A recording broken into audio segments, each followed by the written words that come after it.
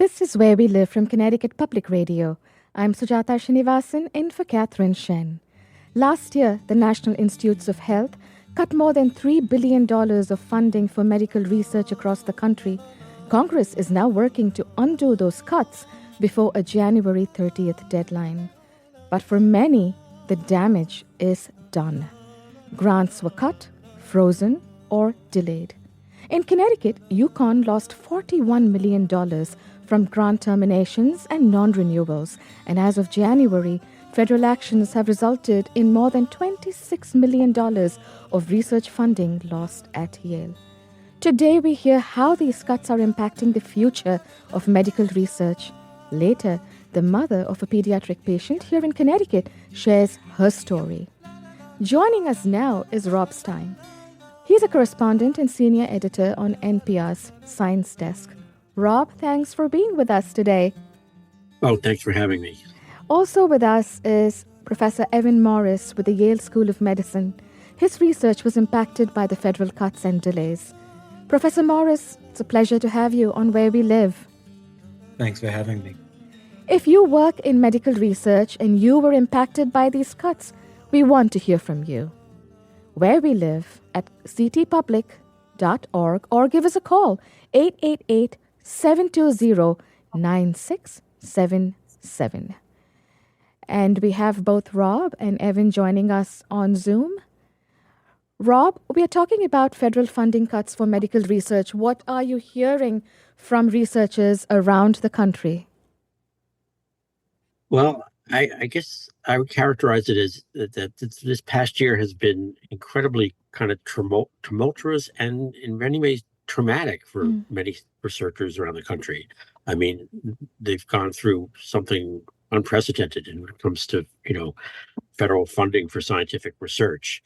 As you mentioned, billions of grants were, terminated, cut, then maybe restored, then terminated again.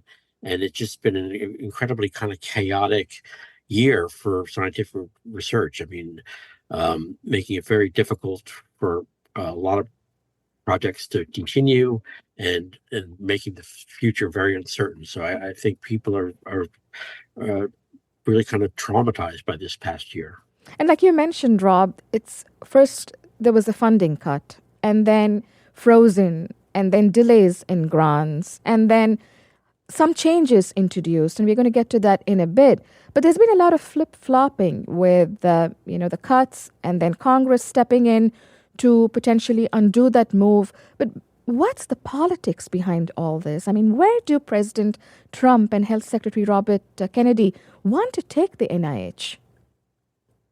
Yeah, well, they've made it pretty clear that they basically think the system is broken in many ways and that they need to fix it. They feel like a lot of the priorities of the scientific establishment have been misplaced, and they feel like they need to kind of step in and have a reset in many ways. And basically the kinds of research that are funded, the priorities for scientific research, everything about it, how grants are judged and approved or not, and of course there's been this whole overlay of judging research based on the whether it has any involvement in DEI, and this sort of instituted this kind of litmus test for and that's still ongoing. So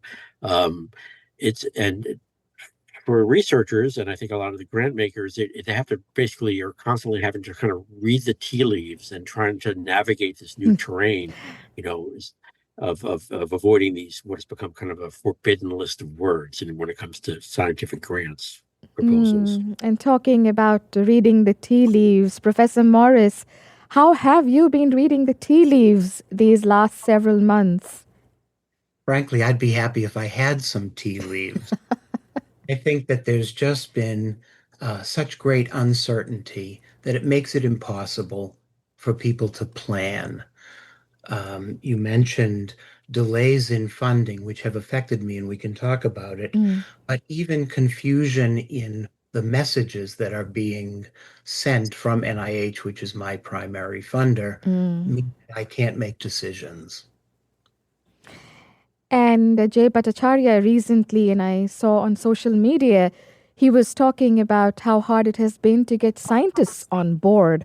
And I was listening to that with some interest. And more so with all of these unexpected and sudden, what seems to be sudden shifts to, the clampdown on indirect costs, the shift to multi-year grants. Could you explain that in a sort of a fireside chat to people who are not familiar with how all this works from the inside? What are these changes? Sure. If I can, you mentioned some of the critical ones.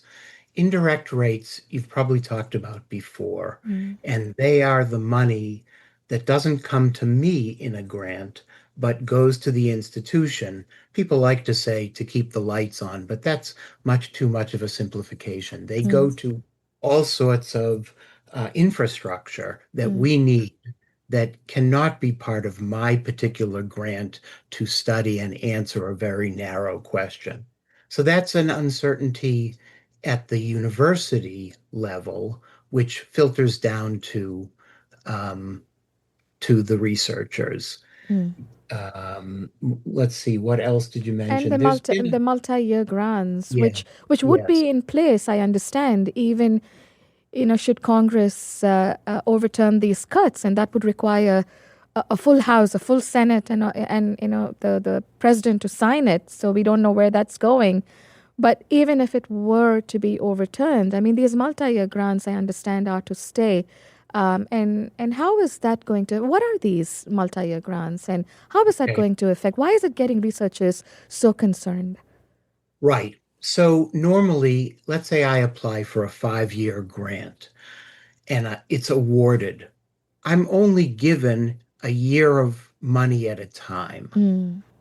Mm. And that's so that allows or it enables everybody whose budget needs to be funded that year to get the money they need. If, on the other hand, NIH goes to a lot of multi-year funding, it means give me all 5 years Mm. of the money I've asked for. Well, just simple arithmetic says that four other people won't get funded this year at all. Mm.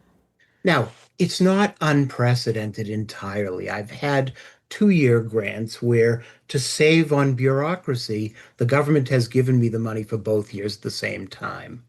But those are small, and this sounds like a significant change, which would, as most of us fear, mean that far fewer people, certainly in the beginning, have any money at all to work with. Mm. Tell me about your life's work. You've dedicated, I understand, just at Yale more than 17 years. But what is Yeah. it that you do that makes you get out of bed in the morning excited to say, you know what, this is the difference that my work makes in this world? What do you do? Well, that's a tall order. I'm not sure that I make that much of a difference except on the local level, but I'll tell you what I do and what I really enjoy Mm-hmm. doing. What I do, I'm a biomedical engineer by training, and I'm a professor of biomedical imaging, which means two things for me. One, my students and postdocs and other people that work for me, we a, develop new algorithms, new ways, new mathematical models Mm-hmm. to understand medical images, most of which for me are of the brain.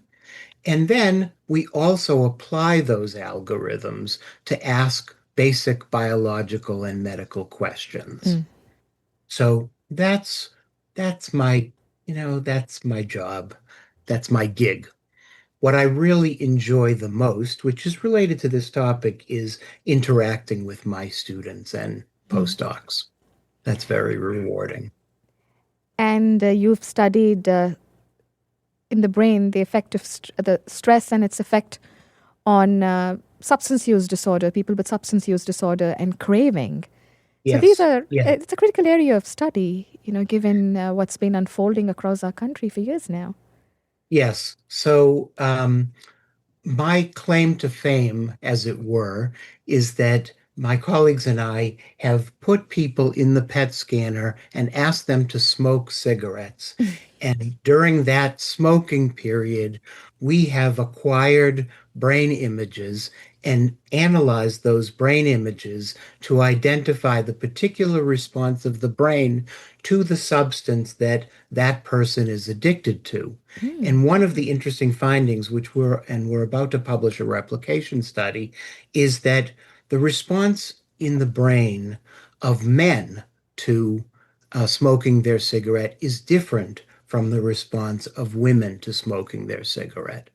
Now, that could be just taken as a sort of scientific oddity, but it does beg the question, well, if the brains of women and the brains of men respond differently to what they're addicted to, Mm. maybe it's a different disease and maybe they need different treatments. So even though what I do is basic research, it has implications downstream for medical practice. So, where does your work stand now? Is it stalled?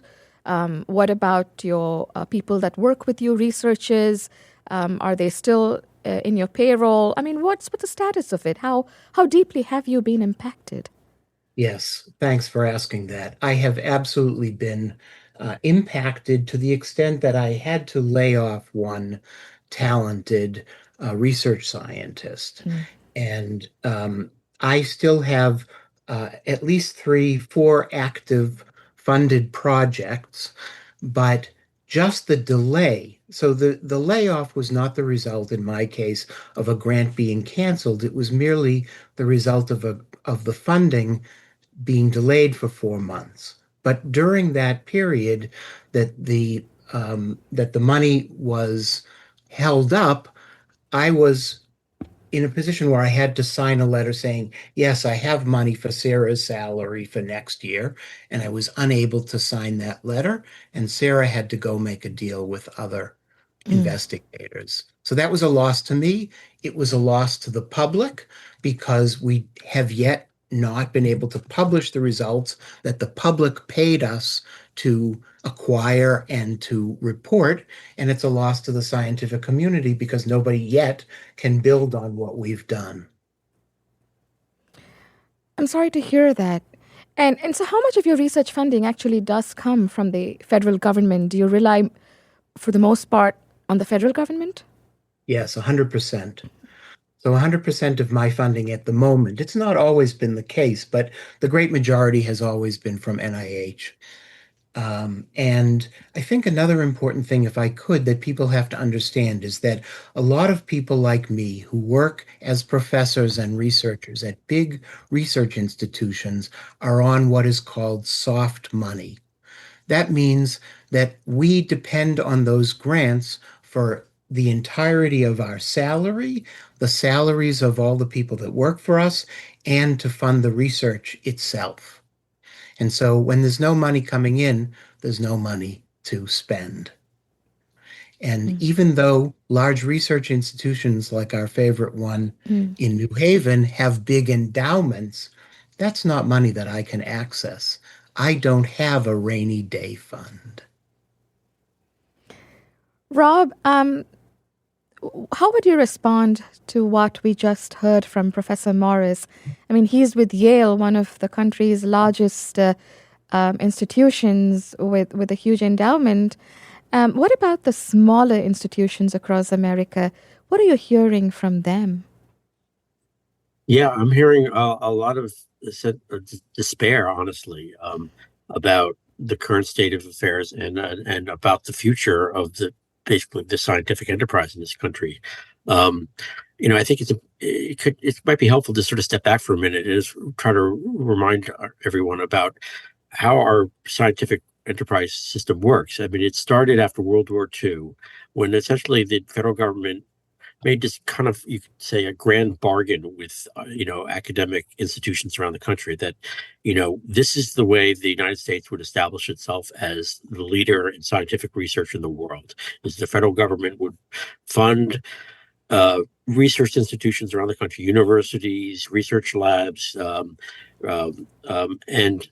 that built this great edifice that did make the United States the most powerful scientific powerhouse in the world. And it fueled not just scientific discoveries, but it became a big economic engine for the country. It led to all sorts of things, like new vaccines. That's the basis for the internet, you name it.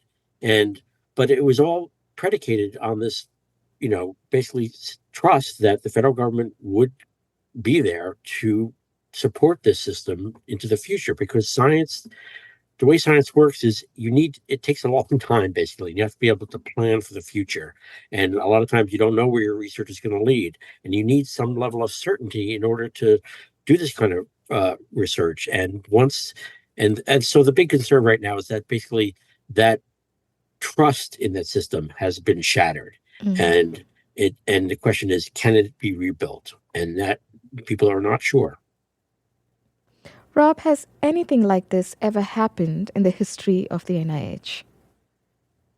I don't think so. I mean, this has been very unprecedented this past year, and I've been covering science for decades, and I've never seen anything like it. I mean, the tumult and the chaos and the confusion and the uncertainty are certainly unprecedented. Now, Congress appropriators are looking to overturn this, and walk us through the NIH budget in the coming year. It looks like there's the direct rebuke in there to the Trump administration's decision to clamp down on medical research. So there is some pushback, but how strong is it, and how far can it go? Yeah, it's interesting. I mean, so far, the Trump administration had proposed a massive cut to the HHS and to the NIH budget. But so far in Congress, as you mentioned, there's been pushback. And at the moment, not only is Congress not signing on to this giant cut in the NIH budget, it in fact is proposing a slight increase in the NIH budget, which is what, the NIH budget has been increasing steadily for years now. And so at the moment, that seems to be the case, and it'll be interesting to see if that survives or not. You also mentioned the indirect costs issue. That was an earthquake when the administration first proposed it. It came late on a Friday, suddenly out of the blue, and it was a shock, because if the indirect costs, as Professor Morris said, it keeps the lights on, and that is a simplification. But it basically, without the federal government supporting those indirect costs, research cannot continue. I mean, it pays for everything from keeping the lights on to keep taking the trash out to administrative costs. But again, so far in Congress, they're not going. That was stopped in the courts, and so far in Congress, it doesn't seem to be having any support. So for the moment, the indirect cost system seems to have survived, and we're going to have to see if that continues. And again, it's back to looking at the tea leaves and looking at some signs. And this, we're talking about uncertainty, and we're talking about years of work and an advancement being put on hold. But I'm concerned, as you are, Professor Morris, about the future of young academics looking to break into the profession. On the one hand, you have the immigration clampdown, the $100,000 H-1B visa fees that would affect universities like Yale. And then on the other hand, you have these NIH funding cuts. Now, how concerned are you about their future? I'm very concerned about the system, and I'm glad that Rob reviewed sort of where it came from. But, to use a sports analogy, you can't get a championship major league team without a good farm system, without an adequate pipeline of new players coming in. And my new star players come from all over the world. And if those players who are potential stars, many of whom come and stay to be contributors long-term to the United States science community and economy, if they're deterred and they recognize that there's so much chaos in the United States that they should go elsewhere for their advanced training, they'll stay there. They'll stay in China. They'll stay in Singapore. They'll stay in Australia, and it'll be a great loss to us. So two things are going to happen, I fear. One is that the veteran players like me will retire earlier than we had planned on. And without those veteran players, there'll be a shortage of mentors, and the young players coming up will go elsewhere for training. It's not wholly unexpected, but put that way, it's a pretty bleak picture for the future of medical research in our country. Where do you see a silver lining? Does all of it rest in the hands of our politicians now? Well, okay, let's see if there is a silver lining. I am completely on board with the idea that the public, through its government, gets to repeatedly and periodically evaluate and reevaluate priorities. That's how a democracy should work. So to the extent that we now recognize that, and we've been put on notice, that the public, through its elected politicians, is reevaluating its priorities, it puts the onus on us scientists to make the best case for what we do. Maybe we got a little lazy, thinking that there'd always be support. That's not fair, and it's not true to the public who funds us. I have an obligation to explain myself because I have the privilege of working with federally funded grants. So there's the silver lining, perhaps. Right. So so it comes down to a functioning democracy, and I think at the heart of it is also communication. We have brilliant scientists across the country, but scientists are famously known to be very,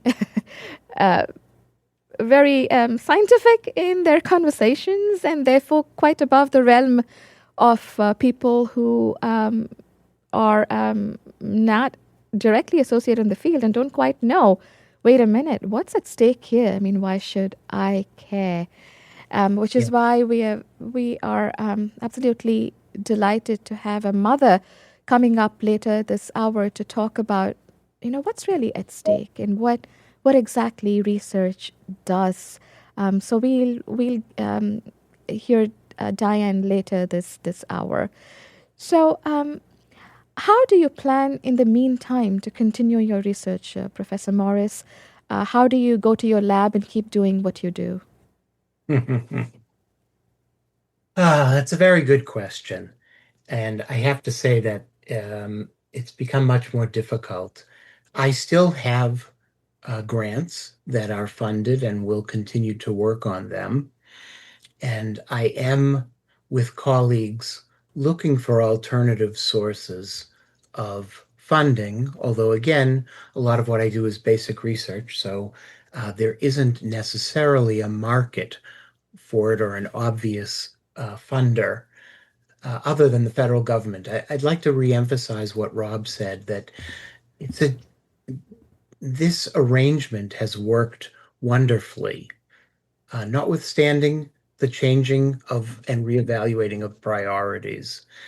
And we get a lot for our massive investment. And there is no investor of the same magnitude as NIH for biomedical research. So that was a little bit of a dodge of the question. No, but the essence is very clear. The heart of your message is very clear. From Connecticut Public Radio, this is Where We Live. I'm Sujata Srinivasan. Evan Morris, professor at the Yale School of Medicine, thank you for being with us. Rob Stein from NPR will stay with us. Coming up, we hear how NIH funding cuts are impacting patients.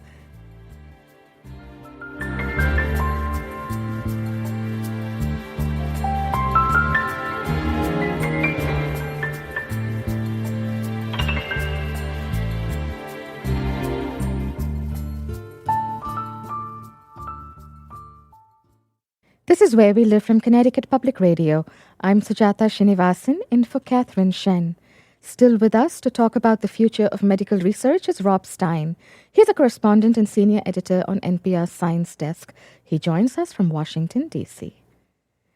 Rob, ahead of this hour, Where We Live senior producer Tess Terrible spoke to Colchester resident George Papp. George was diagnosed with stage 4 prostate cancer. He shared his thoughts on federal cuts to mRNA vaccine research. George says those cuts are taking away hope from patients like him. Basically, a lot is learned, with the different types of research that is being done throughout the mRNA process. And also, I've, come to learn that there actually have been a lot of layoffs in the field, a lot of research that has been canceled. That's very demoralizing. So if I had any chance at all of having a positive outcome from this, it's been virtually erased because there's no proper mRNA research going on. Rob, we have just a few minutes here. So briefly, could you respond to what we just heard from George? Yeah, he's referring to a decision to cancel, I think it was somewhere around $500 million of federal funding for research into mRNA technology. And, as we all know, mRNA technology is what gave us the COVID vaccines, which were considered one of, the greatest, surprisingly, triumphs of the pandemic. I mean, that produced safe and effective vaccines in record time. I didn't think it would be possible to do it that quickly, and so, but it did, and so this technology is incredibly promising. Now, I should point out that, so far the federal grants for mRNA research for cancer applications has not been canceled. That has been continuing. But the concern, though, is that it's basically, cast a pall over the field, and it kind of created a chill. And so, whereas the U.S. was a leader in this field, among many others, now a lot of that research is going elsewhere. The UK, for example, is basically embraced mRNA research wholeheartedly, and we're seeing companies move their research overseas. We're seeing researchers who are involved in this field moving out overseas, and the concern is in the long term it could have a really negative effect on our ability to develop this technology, which is incredibly promising for all sorts of things, not just infectious diseases, but as we're talking about for cancer. We just had some very exciting results on using an experimental mRNA vaccine to treat pancreatic cancer, which is one of the most, deadly cancers out there. And so there's a lot of, optimism and about where this could lead, but the concern is that the decisions by the federal government could really slow things down. And what are you hearing from NIH staffers? They did write an open letter to Jay Bhattacharya expressing their concerns. Many of them laid off, thousands of them. What have you heard from them? Yeah, no, I've spent a lot of time talking to people who on the NIH campus in Bethesda, right outside Washington, D.C., and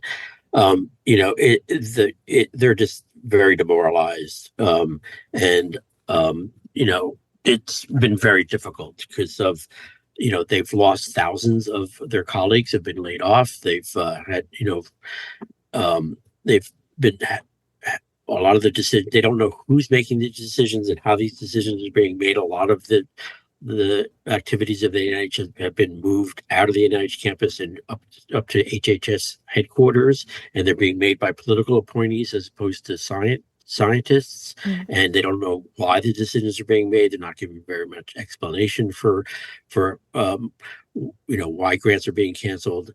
I talked to somebody just recently who who'd worked at the National Cancer Institute for more than a decade, and she just decided she couldn't do it anymore, and she left at the beginning of the year because it was just the term she used was soul crushing. She would just see very promising research get dinged because it had one of these words on this list of forbidden terms that seems to maybe be related to DEI in some way, just being questioned and postponed or even canceled, and it just became intolerable for her. And that's pretty typical. There's definitely a sense of sort of fear and confusion and anxiety permeating the NIH campus right now. Rob, we just have a few seconds. How hopeful are you that Congress will restore the cuts? Yeah, so as we talked about earlier, so far there seems to, it's almost like a flashback back to the future. There does seem to be that bipartisan support for NIH funding seems to be holding. So, we'll see how long that lasts. Things become so chaotic and unpredictable. It's hard to know. But so far, that's what it looks like. From Connecticut Public Radio, this is Where We Live. I'm Sujata Srinivasan. Rob Stein on NPR Science Desk will stay with us. Coming up, clinical trials are the last resort for those living with rare diseases. We hear one mother's story. Connecticut Public is having its January pledge drive. Consider supporting Where We Live and all your favorite programming with a donation. You can visit ctpublic.org/donate. Here are two of my brilliant and incredibly dedicated colleagues, both editors, Patrick Scahill and Jim Haddadine, to tell you more.